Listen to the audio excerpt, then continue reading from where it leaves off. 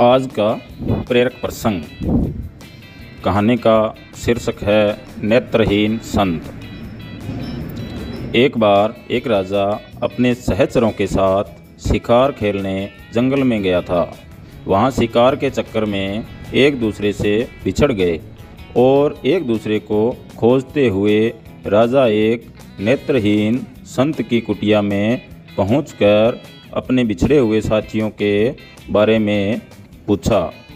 नेत्रहीन संत ने कहा, महाराज, सबसे पहले आपके सिपाही गए हैं, बाद में आपके मंत्री गए, अब आप समय पधारे हैं।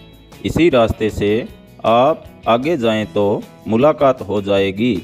संत के बताए हुए रास्ते में राजा ने घोड़ा दौड़ाया और जल्दी ही अपने सहयोगियों से जा मिला और नेत्रहीन संत के कथना अनुसार ही एक दूसरे से आगे पीछे पहुँचे थे।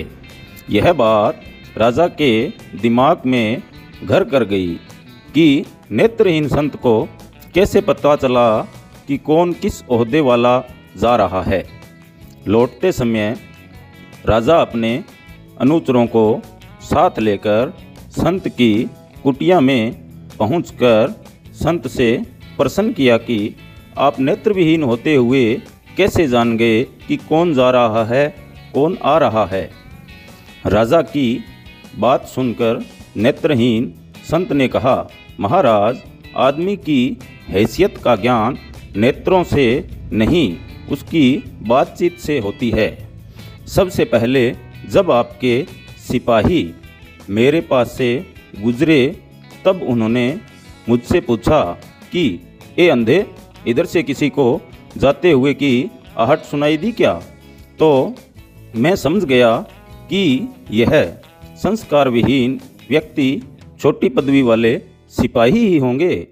जब आपके मंत्री जी आए तब उन्होंने पूछा, बाबा जी, इधर से किसी को जाते हुए, तो मैंने समझ गया कि यह किसी उच्च ओहदे वाला है, क्योंकि बिना संस्कारित व्यक्ति किसी बड़े पद पर आसीन नहीं होता।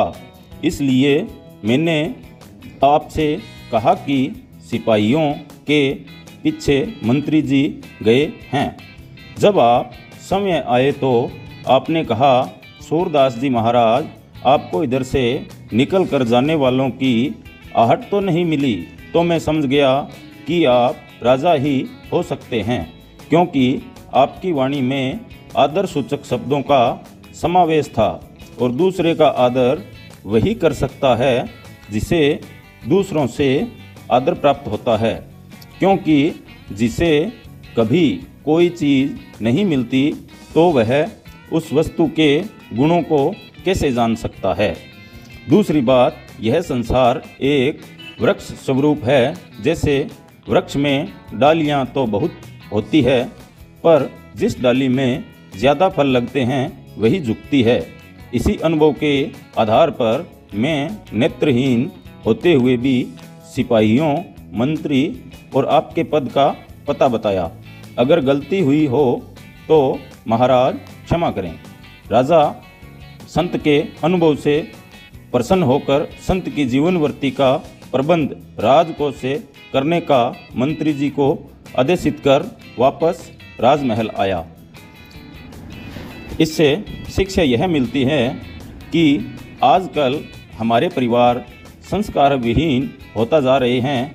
थोड़ा सा पद, पैसा व प्रतिष्ठा पाते ही दूसरों की उपेक्षा करते हैं, जो उचित नहीं है।